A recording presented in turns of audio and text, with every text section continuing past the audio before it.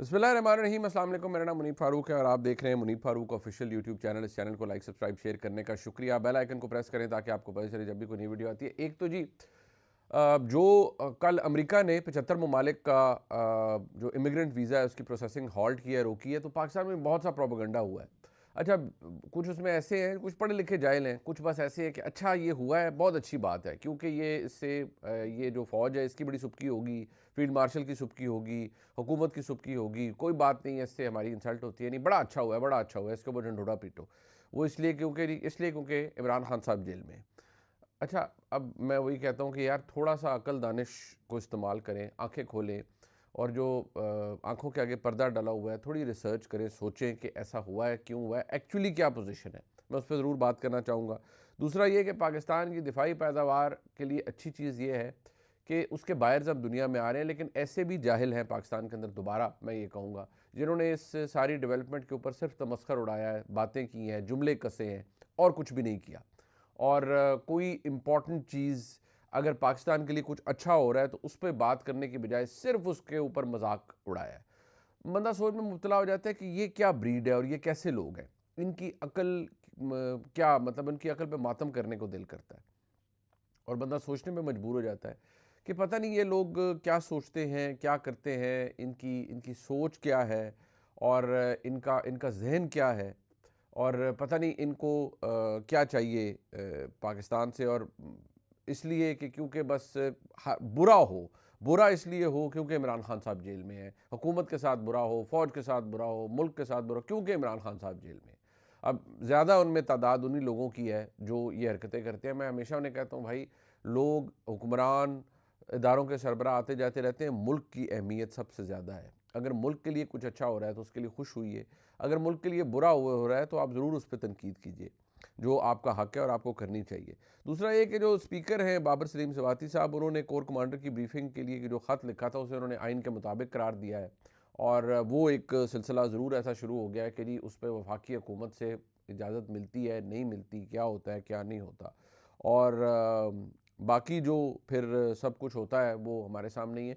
जो ईरान के ऊपर मुमकिना हमला है, जिसके ऊपर अब प्रेसिडेंट ट्रंप ने ये कहना शुरू कर दिया है कि हम देखेंगे कि वहाँ पर किलिंग्स नहीं हो रही, ये नहीं हो रहा, वो नहीं हो रहा।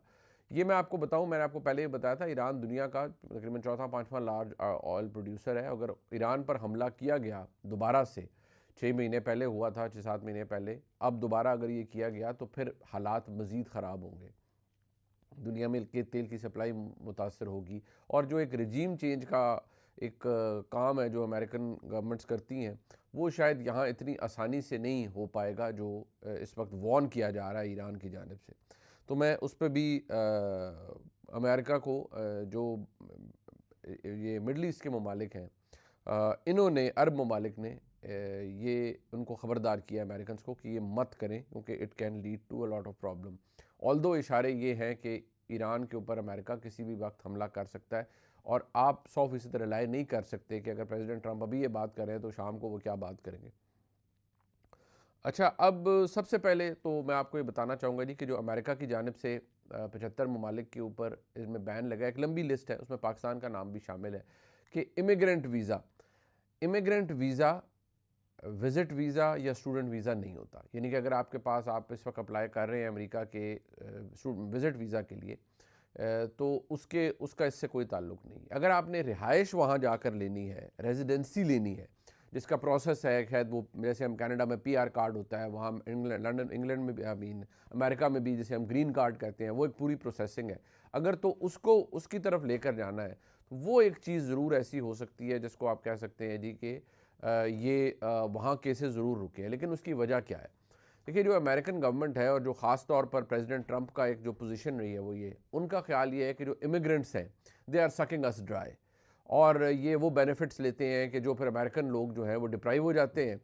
और आप इसका मुवाजना नहीं कर सकते किसी चीज़ से, बिल्कुल भी। ये अमेरिका बिकॉज एक सुपर पावर है, वहाँ पर वहाँ के लोकल्स के मसाइल, इमिग्रेंट्स के मसाइल, सब कुछ वो अपनी जगह। लेकिन आप इसको एक बड़ी मोटी सी मिसाल, मैं दोबारा कह रहा हूँ, इसको आप उससे कंपेयर नहीं कर सकते जो यहाँ रेफ्यूजीज़ का मामला था, अफ़गान रेफ्यूजीज़ का पाकिस्तान में। लेकिन जब कोई भी मुल्क ये कहता है कि भाई ठीक है, हमारे मुल्क के वसाइल के ऊपर हमारे जो नेटिव्स हैं, जो हमारे अपने सिटीजन्स हैं, अमेरिकन हैं उनका हक ज़्यादा है कि वसाइल के ऊपर, बहुत सी चीज़ों के ऊपर। तो जो इमिग्रेंट्स हैं ये आकर हमारे साथ धोखा भी करते हैं, हमारे साथ असाइलम भी अप्लाई करते हैं, हमारे साथ और केसेस भी अप्लाई करते हैं, हमसे बेनिफिट भी लेते हैं, तो हमारा जो अपना शहरी है वो उसका जो शेयर है वो कम होता जाता है। ये एक वो चीज़ है। इसी तरह अमेरिका में एक डिबेट बहुत अरसे से रही है कि जी ये जो आप पेंशन्स देते हैं, सोशल सिक्योरिटी देते हैं, मेडिकेयर, मेडिकेड देते हैं, इससे भी बड़े मसाइल होते हैं, तो इसको भी दुरुस्त करना चाहिए। तो ये इस तरह की डिबेट्स होती हैं। ये 75 ममालिक का इसमें जो जिक्र है वो उसमें पाकिस्तान शामिल है, लेकिन रिहायशी वीज़ा जैसे आप कह सकते हैं, इमिग्रेंट वीज़ा, आप माइग्रेट अगर वहाँ पर कर रहे हैं, अगर आप वहाँ रिहाइश लेना चाह रहे हैं, रेजिडेंसी लेना चाह रहे हैं, तो ये वो वीज़ा प्रोसेसिंग रुकी है। पाकिस्तान का वजारत जो खारजा है वो राब्ते में ज़रूर है अमेरिका से। ज़ाहिरी बात है, ये मैंने आपको इसकी एक वजह बताई कि जब प्रेसिडेंट ट्रंप आए थे तो मैंने आपको उस वक्त भी बताया था कि फौरी तौर पर पाकिस्तान के ताल्लुकात में बेहतरी एक वजह ये भी थी कि पाकिस्तान ने बहुत कोऑपरेट किया था कि जो इलीगल वहाँ पर लोग मौजूद हैं उनकी डेपुटेशन के मरहले के अंदर पाकिस्तान ने बड़ा फौरी तौर पर वेरिफिकेशंस की, सब कुछ किया और फौरी तौर पर उन लोगों को डिपोर्ट जो किया गया तो पाकिस्तान ने उसको एक पूरा फैसिलिटेट किया और हमारे वजारत ख़ारजा ने, और सब कुछ जो चल रहा था ये शुरू से ही ये सिलसिला शुरू हो गया था।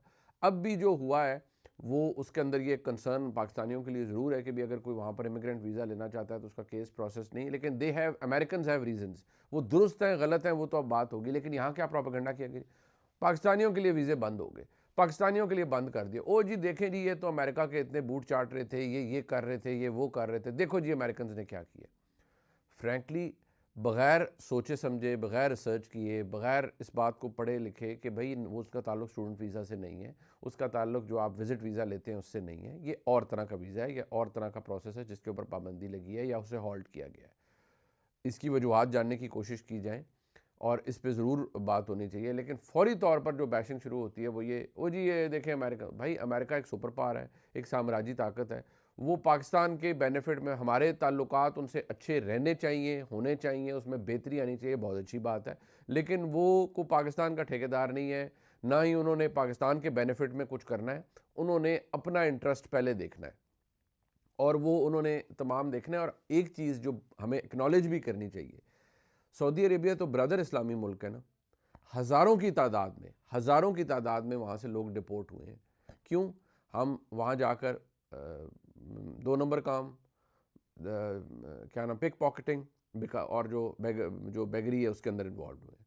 अमेरिका तो मुस्लिम मुल्क है ना, तो वहाँ पर ये हुआ है तो उसके बारे में आई मीन सऊदी अरब तो मुस्लिम मुल्क है, तो वहाँ से उन्होंने हमें इतने गिले किए हैं कि हम वहाँ पर क्या करते हैं। इसी तरह पाकिस्तानी जाके अमेरिका के अंदर, सब नहीं, कुछ ऐसे होते हैं जो सिस्टम को फ्रॉड करने की कोशिश करते हैं, जो सिस्टम को चीट करने की कोशिश करते हैं। बदकिस्मती से ये काम हम में से कुछ लोग करते हैं और उस पर पूरा मुल्क का नाम ख़राब होता है। जो जेन्युइन केसेस हैं जिनके इमिग्रेशन के, इमिग्रेंट वीज़ा लेने के, वो इसी तरह अफेक्ट होते हैं।